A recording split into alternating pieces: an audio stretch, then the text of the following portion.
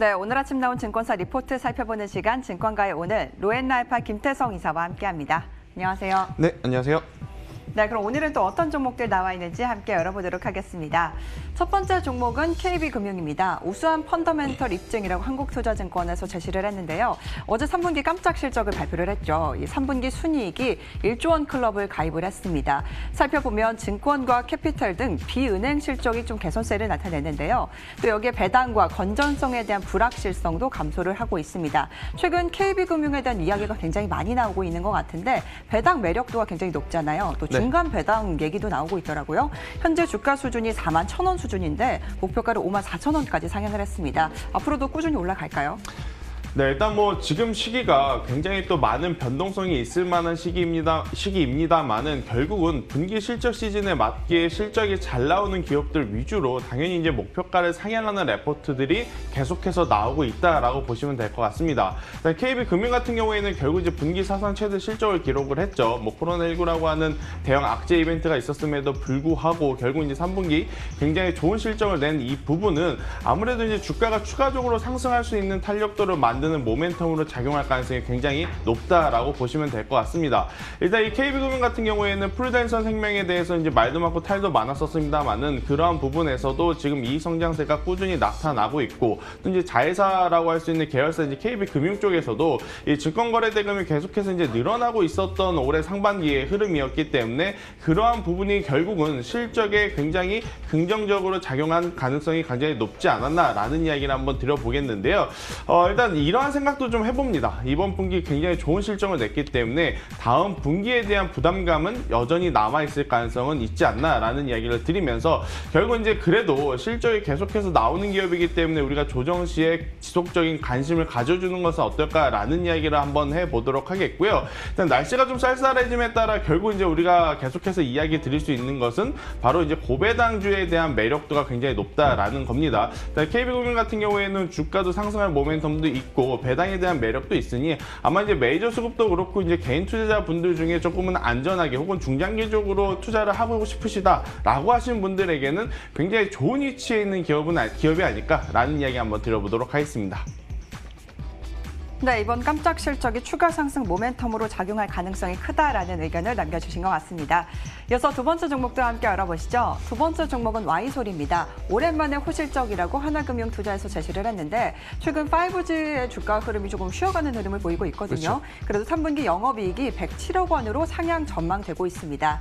하지만 연말 재고 조정은 있지만 중화권 물량은 양호한 흐름을 보여주고 있고 또 내년 5G 본격화로 실적 레벨업 될 것이다라고 평가를 내리고 있습니다. Y솔 같은 경우에는 최근 5G 관련주도 쉬어가는 흐름을 보이면서 목표가를 2만 1,000원까지 그래도 상향을 했거든요. 앞으로의 흐름은 어떻게 보실까요? 네, 일단 최근에 전반적으로 5G 산업에 대한 불확실성이 커지고 있는 시점이 아닌가라는 이야기 한번 드려보겠는데요. 작년 그리고 올 초만 하더라도 5G에 대한 굉장히 기대감이 컸었습니다. 아무래도 이제 본격적으로 5G 시대가 열렸다라는 광고를 할 만큼 굉장히 또 기대를 했었던 산업입니다만은 최근에 아직까지 성과를 보게 되면 그다지 만족하지 못하는 상황이다라고 좀 볼 수가 있을 것 같아요. 또 어제 같은 경우에는 사실 이제 5G 관련 기업들의 주가가 굉장히 이제 많이 밀렸다라고 보시면 될 것 같은데 불확실성에 따른 지금 차익 매도 물량 혹은 실망 매도 물량이 해당 섹터에서 굉장히 많이 나오고 있는 상황입니다만 다행스러운 건 Y솔의 실적이 굉장히 견고할 가능성이 높다라는 거죠. 이제 소우 필터라 그래서 결국 이제 5G 관련 부품에 이제 가장 많이 들어가는 상황 그리고 이제 모바일 제품에도 이제 이 부품이 많이 들어가고 있기 때문에 여타 다른 5G 부품주들보다는 그래도 선방을 하지 않을까라는 이야기를 한번 드려보겠는데 아주 중요한 포인트는 이겁니다. 지금 섹터가 전반적으로 지금 강세라기보다는 조금은 관망 혹은 매도세가 좀 나타나고 있기 때문에 좋은 기업이라 할지라도 언제 붙으냐에 따라서 누구는 수익이고 누구는 손실일 수 있기 때문에 Y솔 같은 경우에는 관심을 갖되 조정 시에 한번 우리가 접근을 해보는 전략은 어떨까라는 이야기 한번 드려보도록 하겠습니다. 네, 실적을 바탕으로 4분기 그리고 내년을 기대해 보는 기업입니다. 하지만 섹터 내 조정 시 매수를 해보자라는 의견을 남겨주셨습니다. 이어서 마지막 종목도 함께 열어보시죠. 마지막 종목은 LG 디스플레이입니다. 턴어라운드 성공이라고 NH투자증권에서 제시를 했는데 어제 3분기 영업이익이 7개 분기 만에 흑자 전환으로 돌아섰습니다. 내용을 살펴보면 LCD 패널 출하량이 증가를 했고 또 LCD 패널 가격도 상승을 했습니다. 4분기에도 흑자 기조 이어질 전망이라고 나오고 있는데요. 이 LCD 업황이 회복세를 나타내면서 이 삼성 디스플레이도 LCD 생산 연장한다는 기사도 나왔더라고요. 네. 이 LG 디스플레이 같은 경우는 목표가를 2만 원으로 제시를 했는데 앞으로의 흐름도 좀 긍정적으로 보실까요?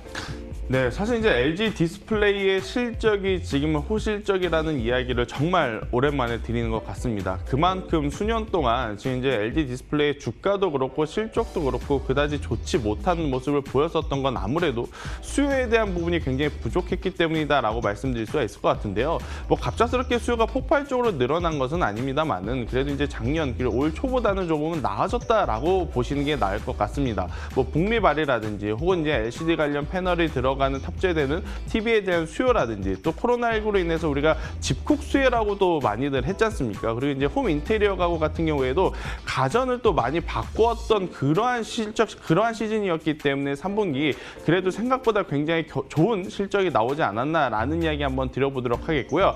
문제는 이번 분기만 반짝 실적이 좋을 것이냐가 저는 가장 큰 게 아닌가라는 이야기 한번 드리겠습니다. 관심 있으신 분들 같은 경우에는 여전히 뭐 매력도는 높겠습니다만은 4분기 실적까지 보면서 정말로 LG 디스플레이의 실적이 오랜만에 반짝 상승인지 아니면 정말로 이제 바닥을 짚고 턴 어라운드 되는지 보고 나서 접근을 하는 게 어떨까라는 이야기를 한번 드려보도록 하겠습니다. 네, 코로나19에 따른 호황으로 오랜만에 흑자 전환에 성공을 했습니다. 하지만 앞으로의 실적은 체크를 해봐야겠다라는 의견을 남겨주신 것 같습니다.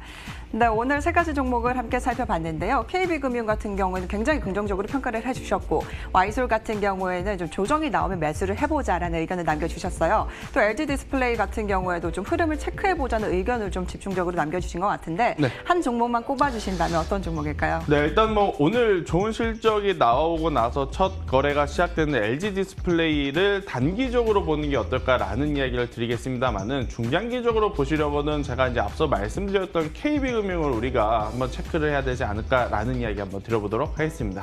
네, 7개 분기만에 흑자로 돌아선 LG 디스플레이 단기적으로 원픽으로 꼽아주셨고요. 중장기적으로는 KB금융을 원픽으로 꼽아주셨습니다. 지금까지 증권가의 오늘이었습니다.